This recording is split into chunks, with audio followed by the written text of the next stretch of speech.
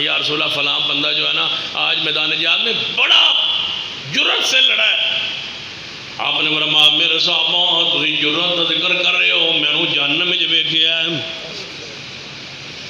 یا رسول اللہ کیوں دے کولو کیڑا قصور ہویا ہے؟ فرمایا جدوں جہاد دا مارکا ختم ہویا سی مال غنیمت اکٹھا ہو رہا سی انہوں مال غنیمت اکٹھا کر رہا سی او دے وچوں ایک چادر پسند آ گئی انہیں وہ چادر رکھ لی.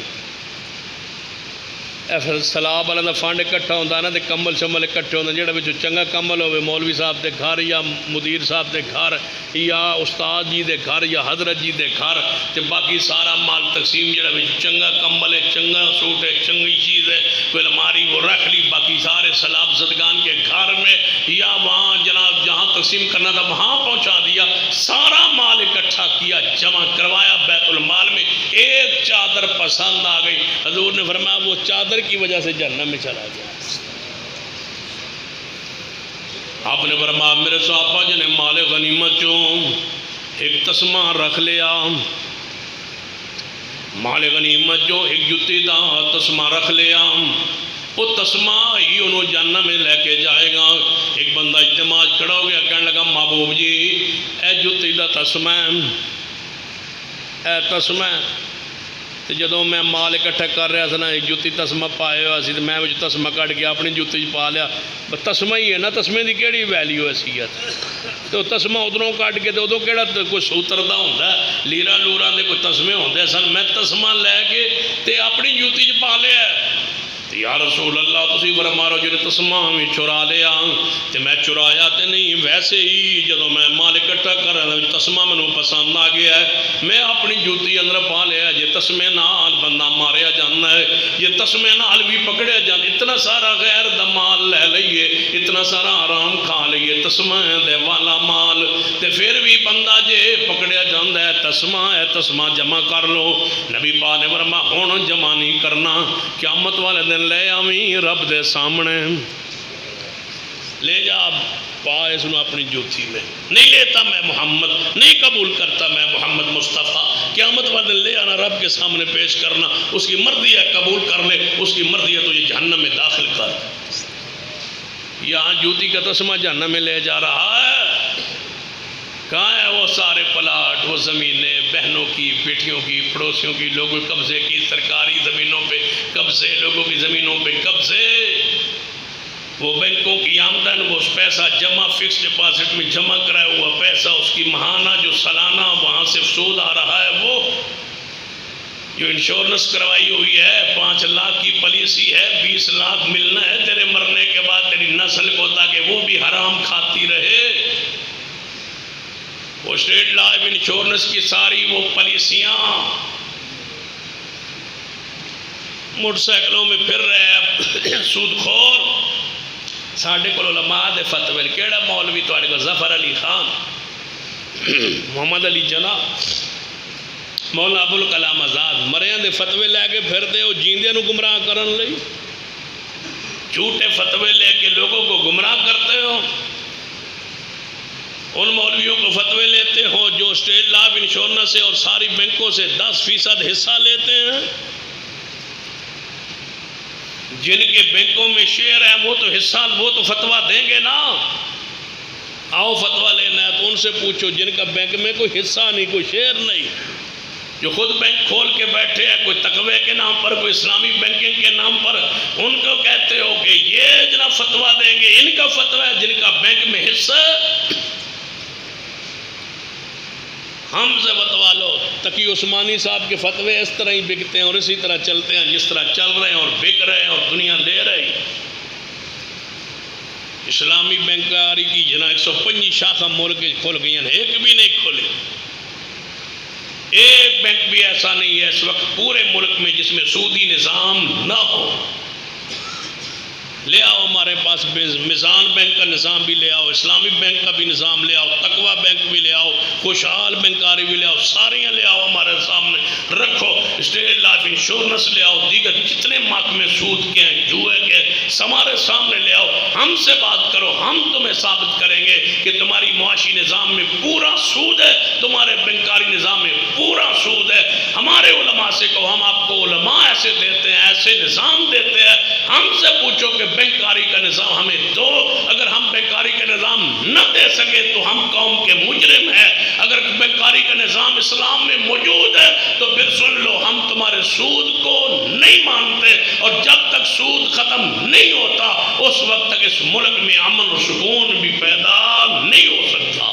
نعرہ تکبیر، مسلک حق اہل حدیث، علماء حق اہل حدیث، نعرہ تکبیر۔ چاہیے کون تھا سپریم کورٹ میں جب سود کے خلاف حکومت، پچھلی حکومت نے رٹ دائر کی سود کے حق میں، سود کے حق میں پچھلی حکومت نے رٹ دائر کی تھی، اور جو فیصلہ تھا اس کے خلاف دعویٰ دائر کیا تھا کہ یہ فیصلہ غلط ہے، سود کے بغیر ہم نہیں چل سکتے۔ اس وقت علماء اہل حدیث نے پورے جناب سپریم کورٹ کے سامنے اسلامی بینکاری کا پورا نظام معیشت پورے کا پورا پیش کیا تھا، جو آج بھی سپریم کورٹ کے اندر محفوظ ہے۔ بتلاؤ اہل حدیث نے کسی موقع پر امت کو مایوس کیا ہو تو ایک حوالہ پیش کیجیے۔ ہم سے مانگو نظام بینکاری، ہم سے مانگو سود سے پاک بینکاری۔ ہمارے علماء نے تحریر کر کے دیا، لکھ کے دیا، سپریم کورٹ میں جمع کروایا۔ لائیے اعتراض لگا کے واپس پیش کیجئے، اس میں یہ اعتراض ہے، یہ بات قابل قبول نہیں ہے۔ آج تک جرت اور ہمت نہیں ہوئی۔ جھوٹ بولتے ہیں کہ علماء متفق نہیں ہے، جھوٹ بولتے ہیں کہ علماء لکھ کے نہیں دیتے، جھوٹ بولتے ہیں کہ علماء بینکاری کے نظام کو نہیں جانتے۔ یاد رکھیے، اہل الحدیث کے علماء میں ایسی کھیپ موجود ہے اللہ کے فضل سے، وراثت کے مسائل ہو، بینکاری کا نظام ہو، کوئی نظام ہو، ہم سے رہنمائی لیجئے۔ ہم انشاءاللہ کتاب و سنت کی روشنی میں پوری امت کی رہنمائی کے لیے تیار ہیں۔ نعرہ تکبیر، نعرہ تکبیر، مسلک حق اہل حدیث۔ ہم سے پوچھے تو صحیح، کون سے نظام میں تمہیں اسلام کی رہنمائی چاہیے؟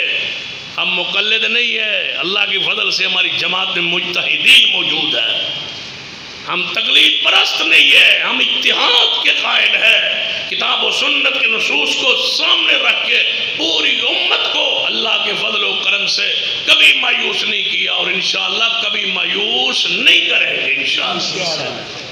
کسی پلیٹ فارم پہ ہماری جماعت کو، مرکزی جمعیت اہل حدیث پاکستان کو لائیے، کسی میدان میں لائیے، اس میدان میں ہماری رہنمائی کیجیے، ہم رہنمائی کے لیے تیار ہے۔ لیکن اہل حدیثوں، آپ سے کہوں گا کہ اپنے آپ کو حرام خوری سے بچائیے، حرام کے لقمے سے بچائیے، وگرنہ دعائیں قبول نہیں ہوں گی۔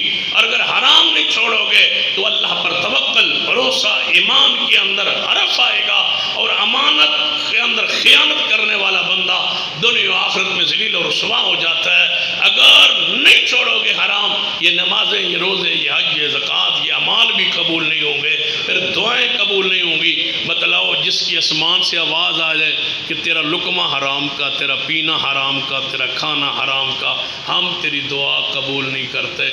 فیروز بٹوا کے اہل حدیثوں، بتاؤ، جس بندے کے بارے میں آسمان سے اعلان آ جائے کہ آج کے بعد دعا نہ کرنا، رب کہے دعا نہ کرنا، تیرا کھانا پینا حرام کا ہے، میرے سے دعا نہ کرنا، تو سب تو آخری سہارا تے دعا ہے، تے وہ بھی تو جواب مل جائے، دروازے بند ہو جائیں، اور حرام خور کے لیے دعا کی قبولیت کے دروازے بند ہیں۔ عرفات میں سب سے زیادہ دعا قبول ہوتی ہے، حدیث میں شیطان مٹی ڈالتا ہے، روتا ہے، چیختا ہے۔ آج اتنے بندوں کی دعائیں قبول ہو رہی ہے، چیختا ہے شیطان، لیکن حرام خور پر اس دن بھی شیطان خوش ہوتا ہے کہ تو یہاں بھی آ کے نامراد ہی رہے، تیری یہاں بھی دعا قبول نہیں ہوگی۔ اس سے شیطان فارغ ہے کہ تیری عرفات میں بھی دعا قبول نہیں ہے۔ جس دن وہ دعائیں قبول کرتا ہے، بڑے بڑے گنہگاروں کی مانتا ہے، دعائیں قبول کرتا ہے، دنیا روتی ہے، چیختی ہے۔ اور آج تک مجھے سمجھ نہیں آئی، جب حج پر اللہ تعالیٰ نے موقع دیا تو دنیا کو دیکھ عرفات میں روتے ہوئے، کئی آپ میں سے حجاج کرام ہوں گے، مجھے نہیں آج تک سمجھ آ سکی کہ عرفات میں کھلا میدان ہوتا ہے، کوئی چیز نہیں ہوتی، گرمی کی شدت بھی ہوتی ہے، کھلا میدان ہوتا ہے، میں آج تک نہیں سمجھ سکا کہ آنسو کہاں سے آتے ہیں، کہاں سے بندہ روتا ہے، کیسے روتا ہے اور کہاں سے آنسو آ جاتا ہے، یہ سمجھ نہیں آئی۔ یہ وہی جان سکتا ہے جس نے عرفات میں جا کے دیکھا دنیا کیسے روتی ہے اور پانی کہاں سے آتا ہے، اور آنکھوں سے پانی ختم ہی نہیں ہوتا، شام تک وقوف میں دنیا رو رہی ہے، چیخ رہی ہے۔ تو پھر شیطان کیوں نہ چیخے اس دن کہ دنیا رب ان کو معاف کر رہا ہے، لیکن حرام خور کو وہاں بھی معاف نہیں کرتا۔ لہذا حرام کے 4 نقصانات اختصار کے ساتھ میں نے بیان کیے: توکل پر حرام کے اثرات، ایمانت پر حرام کے اثرات، اعمال کی قبولیت پر حرام کے اثرات، اور دعا کی قبولیت پر حرام کے اثرات۔ ایسے پڑھتے ہیں نہ اعمال قبول نہ دعا قبول۔ اللہ مجھے اور آپ کو حلال کھانے کی توفیق دے۔ اقول قولی ھذا واستغفر اللہ لی ولکم ولسائر المسلمین۔